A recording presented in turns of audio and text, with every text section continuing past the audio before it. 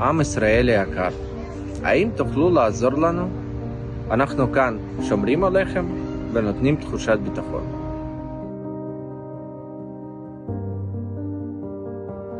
אני יעקב, חייל בודד מאוקראינה.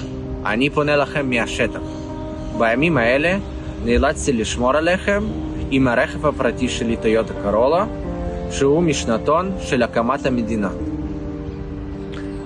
מהלב פונה לכם. האם תוכלו להביא לנו טויוטה RAV4 דגם E-Exclusive היבריד 2024 או BMW X5 דגם היבריד 45 פלאגין היבריד? ציוד הזה מציל חיים ונותן תחושת ביטחון. אוהבים אתכם מלא מלא מלא.